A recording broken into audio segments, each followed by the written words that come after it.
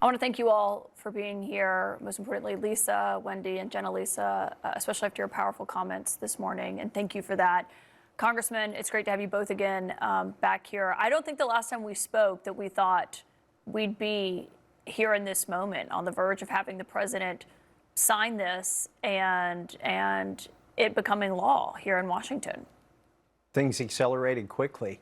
Things don't move forever in Washington, D.C., and then all of a sudden they do, and that's what happened. But 427 to 1 over in the House. It was unanimous in the Senate. Congressman Massey, for you, as the Republican who led this, obviously bipartisan, but as the Republican who led this, what do you say to those members who for months refused to put their names on your discharge petition and then wound up voting for this today? All that's necessary for evil to prevail is for good men to do nothing. And we had good men doing nothing for 5 months. And really, our speaker was disparaging our legislation for 5 months. He ended up voting for it. And he could have saved us all a lot of trouble. He could have brought justice to the survivors here 5 months sooner if he just brought the bill to the floor. Justice could have been brought 5 months sooner. I mean, there was one member, Clay Higgins, who voted against it. Have you spoken to him or heard why exactly he was opposed to this when every single other member of the House voted for it? No, Thomas tells me that he thought it was hypocritical for Speaker Johnson to be saying it's a bad bill, and then suddenly telling everyone to vote for it. But the important things here is the survivors.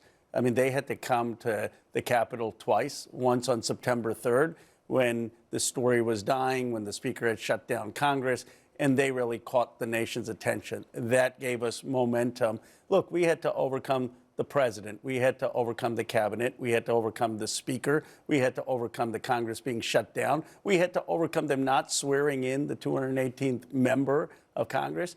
And the only reason it happened is that the survivors came twice, and then they came again today, and the powerful stories that they told.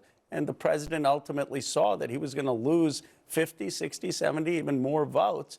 And he said, look, I don't want to do that. I'm going to sign it. He should have the survivors there when he signs it. That's the one thing I really think is important, because the President of the United States should acknowledge what happened to these women and how they were raped, how they were abused. This is not a hoax.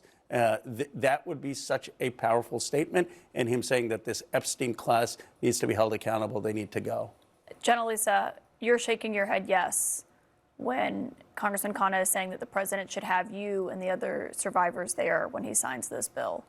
He owes us that much. He owes us an apology, for sure. And I think that would be one way of showing some remorse for this drawn-out process that didn't need to be. And you don't see this in a political way. I was listening to you this morning. You said you voted for President Trump, actually, but your plea was to stop making this about him and to essentially start making it about y'all. Yeah, I mean, he really ran his campaign on this. This is why I voted for him. This release of these files has been so important to me for so long that when he ran with that, I really had some hope that someone was going to do something about it, no matter what the motive was, right, behind it, that he was going to release them and so solidarity with us. But then he completely flipped. And I mean, he was even working with our lawyers and stuff. So it was really hard to go from helping us to completely turning on us and then calling it a Democratic hoax when he knew it wasn't. So he thought it was just a political play, and I think that was wrong, and I think that added fuel to the fire against both parties and where it didn't need to be. Wendy, do you think that what happened today on Capitol Hill and what the congressmen here have been fighting for helps put survivors back at the forefront of this instead of politics being at the front of this? I think it's our best attempt yet, yes. And we are trying. I think today shows us that we are being seen and we're being heard. And if we can keep that momentum, then I think that's, yes. Lisa, how are you feeling? You've obviously been very outspoken about this and talked about how important this transparency is for you as well. Do you feel like you're on the verge of finally getting that transparency? I actually do feel that way. I started speaking out just because I wanted to stand up for other survivors that have gone through the same pain that we have, but couldn't find their voice. So I was trying to have the courage and the bravery to stand up there to have that voice for them. And just like Wendy said, it just feeling validated, feeling seen, feeling heard. That's what we really wanted, was to stand up there and say, this happened to us, but what are we going to do now? And it's been a few months. It's been tough. It's not easy to speak out about something of this magnitude. It just really isn't. But we feel good about it now. We've been really just excited all together when we got the news. Well, and a big question is what happens now. Obviously, people really didn't expect this to go through the Senate as easily as it did. Passed with unanimous consent is the plan. President Trump said he'll sign it already. Do you have concerns, Congressman, that the Justice Department's investigations that he's ordered into the Democrats who were named in these emails last week could be used as a justification for not releasing everything that the DOJ has? Well, first of all, what's going to happen next? The legislation gives the executive branch only 30 days to produce these files. And if they redact anything, they've got 15 days to explain and justify any redactions. So we drafted this legislation so that if it did pass, things would be on a fast track. And it is true that if they start investigations in one sort of silo of area of these Epstein files, they could block or delay. It won't delay it forever, but they could delay releasing those files there. But here's the thing, there are 1,000 victims, and there are so many perpetrators. They can't open enough cases to block all of the Epstein files and to protect all of these perpetrators. So even if they do these, what seem to be partisan investigations, that's another thing that bothers me about the announcement the president made is he named Democrats and things that he was going to investigate. These survivors are not partisan. They don't belong to one party, and the perpetrators aren't either. And so this shouldn't be about political divide. So I hope that was sort of a bluff, and I hope that the DOJ will release all the files. But even if they start investigations, they don't have enough investigators to block all the Epstein files. Do you think it's a bluff? Well, here's the good news when he signs the bill. He no longer is responsible. I mean, if he was trying to protect friends or donors, he could just say, look, my hands are tied. I have nothing to do with it. The Congress has passed this law. I'm not doing anything. And it's actually justice career officials who have to release the files. And they are going to be subject to a criminal prosecution or contempt of Congress if they don't, whether it's Trump or a future administration. So that's why this law is so powerful. And it actually can, if there was pressure on Donald Trump from his friends or donors or others, he can just say, look, my hands are tied. It's the Congress that's acted. So I do think it's going to lead to a release of a lot of the files. Given how much the president tried to fight this, as he's on the verge of signing it, do you think he deserves credit for this tonight? Well, people ask me, did he damage his image by what he did this week? I think he actually improved his image by what he did this week, and he has the potential to do that even more. He could invite the survivors to the White House for the signing. He could listen to their stories, and he could even preemptively release documents well before that 30-day deadline. So I do think when he told the MAGA base, you're no longer my supporters if you still want these documents released, he damaged himself. But he mended that a little bit this week. Jenna Lisa, how do you see that? Because one thing that the House Speaker Mike Johnson was saying was actually that they were worried that this bill would create more victims if it passed as it is written now, because other people will be named. They believe people may be falsely smeared as a result of this coming out. As someone who, as you spoke today so candidly about being, in the 9th grade, and you showed your picture of how young you were when all of this started, how do you view that? Well, I don't know. Like, these politic things are so, I really don't know. I just want these, I think this is the right way to go about it. I don't think anything wrong with it.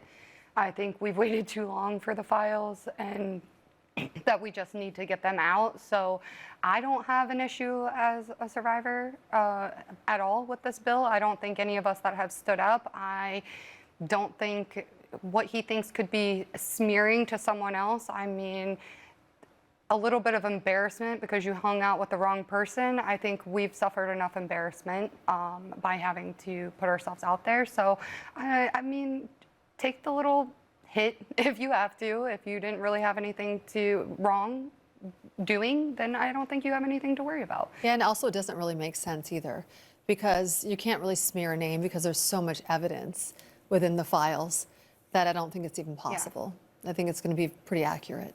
And as far as adding new victims or creating new victims, if the bill or the process is followed like I believe or interpret, then that investigation will be done and it'll be determined whether that is a real victim or not. And then that victim can pursue legal actions or not. That, you know, we can't force somebody to hold, nobody came to me and said, you have to go against Epstein, you have to.